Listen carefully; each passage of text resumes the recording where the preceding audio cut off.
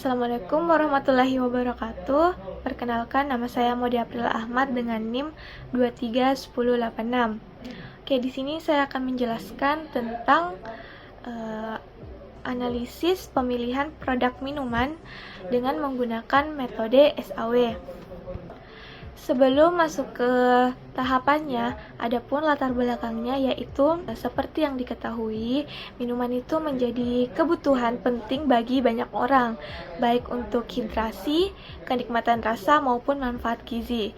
Namun, banyaknya pilihan produk seperti minuman bersoda, susu, teh, dan minuman yang sering menyulitkan konsumen dalam memilih seperti berdasarkan faktor, harga, kandungan gula, maupun varian rasa, dan bagaimana ketersediaan produk minuman tersebut di pasaran. Untuk membantu dalam menentukan minuman bagi konsumen, maka diperlukan untuk analisis dengan menggunakan metode SAW. Karena dengan metode ini dapat mengevaluasi alternatif berdasarkan bobot kriteria. Metode ini cocok untuk mendukung keputusan multi kriteria. Penelitian ini juga bertujuan untuk mengembangkan sistem penunjang keputusan menggunakan metode SAW untuk memproduksi produk minuman terbaik. Adapun 10 alternatif dari produk minuman yang kita pilih, yang pertama itu ada Sprite, yang kedua ada Nestle Milo, terus yang ketiga ada Good Day, keempat Ultra Milk, 5 teh pucuk, keenam teh kotak, ketujuh Green Fresh Milk, 8 New Green Tea, yang ke-9 Fanta, dan yang ke-10 itu Coca-Cola. Oke, baik, langsung saja kita ke tahapannya. Yang pertama itu identifikasi masalah. Jadi masalahnya di sini bagaimana menentukan minuman terbaik dari 10 alternatif yang telah tersedia. Dan tujuannya untuk menganalisis dan memilih minuman terbaik berdasarkan kriteria. Tahap kedua yaitu menentukan kriteria dan subkriteria.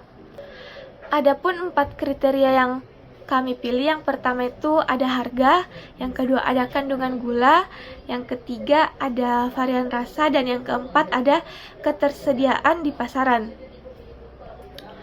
Lalu kriteria tersebut kita buatkan ke dalam bentuk kode, yaitu harga sebagai C1, kandungan gula sebagai C2, dan seterusnya. Terus yang ketiga, tahap ketiga itu menentukan bobot pada setiap kriteria.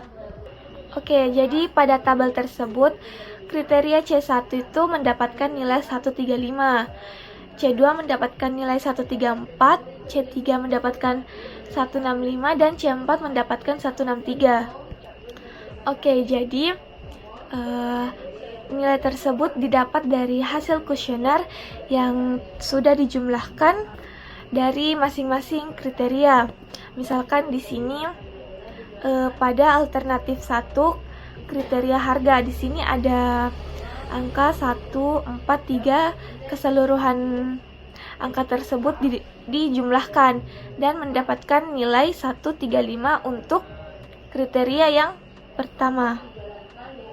Begitu juga dengan seterusnya. Tahap 4 yaitu normalisasi bobot kriteria. Membandingkan nilai bobot kriteria dengan jumlah bobot kriteria dengan rumus yang ditampilkan pada PPT. Pada PPT ditampilkan tabel hasil normalisasi bobot kriteria. Pada tabel tersebut terdapat nilai dan bobot. Cari bobot kriteria. Membandingkan nilai bobot kriteria dengan jumlah bobot kriteria dengan rumus yang ditampilkan pada PPT. Pada PPT ditampilkan tabel hasil normalisasi bobot kriteria. Pada tabel tersebut terdapat nilai dan bobot. Cara untuk mendapatkannya yaitu kriterianya itu ada 4, yaitu C1 dengan nilai 135, C2 dengan nilai 134, C3 dengan nilai 165, C4 dengan nilai 163, dengan total jumlah 597. Dari nilai tersebut kami dapatkan dari hasil kuesioner yang kami bagikan pada kuesioner yang kami bagikan. Bagaimana cara mendapatkan bobot dari C1? Cara mendapatkan bobotnya itu dengan membagi nilai C1 yaitu 135 dengan total dari penjumlahan C1 sampai C4 yaitu 597. 135 dibagi 597 mendapatkan nilai bobot 0,226 dan hasil penjumlahan dari bobot tersebut adalah 1. Tahap yang kelima yaitu beri nilai kriteria pada alternatif. Jumlah dari setiap kriteria dihitung dan dijumlahkan untuk menghasilkan angka-angka yang tercantum dalam tabel ini. Jumlah hasil tersebut dibagi dengan 30 karena jumlah responden adalah 30 orang. Tabel hasil penjumlahan dari kuesioner ada pada PPT. Nah, bagaimana cara mendapatkan hasil tersebut adalah 96 adalah hasil dari kuesioner, dan 30-nya itu adalah jumlah responden yang merespon hasil kuesioner kami. Seperti A1 pada bagian C1 96 dibagi 30 sehingga mendapatkan hasil 3,2 dan C2 yaitu 56 bagi 30 sehingga mendapatkan hasil 1,87 dan C3 mendapatkan hasil 64 dibagi 30 sehingga mendapatkan hasil 2,13 C dan C4 yaitu 127 dibagi 30 sehingga mendapatkan 4,23. Sama halnya seperti A2 sampai A10, hal tersebut dilakukan sehingga mendapatkan nilai-nilai yang ditampilkan pada hasil pemberian nilai kriteria alternatif. Tahap 6 yaitu normalisasi data setiap kriteria pada setiap alternatif. Karena data alternatif sudah normal, maka pada tahap ini tidak dikerjakan lagi. Baik, pada kriteria kita tidak memiliki subkriteria, jadi kita akan melanjutkan ke tahap yang ke-8. Kita masuk ke tahap yang ke-8 yaitu membuat matriks ternormalisasi. Nah, pada bagian ini kita akan menentukan yang mana benefit dan cost. Untuk costnya terdapat pada C1 dan C2, sedangkan benefit terdapat pada C3 dan C4. Nah, untuk menentukan hasil perjumlahan seperti tabel yang tertera di PPT, kita akan menggunakan rumus yang dimana untuk cost sendiri nilai max kita bagikan dengan X IJ, yaitu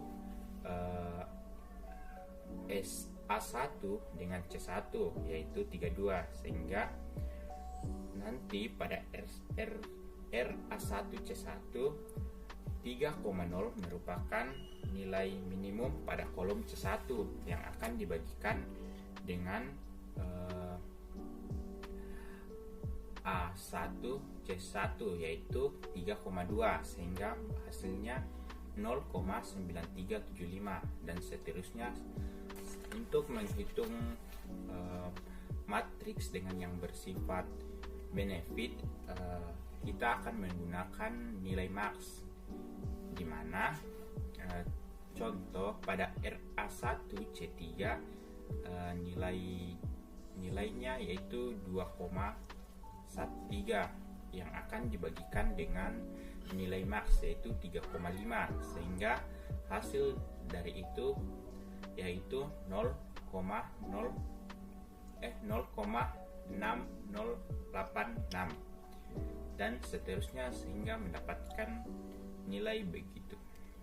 Baik, kita masuk kepada tahap 9 yaitu menentukan nilai preferensi.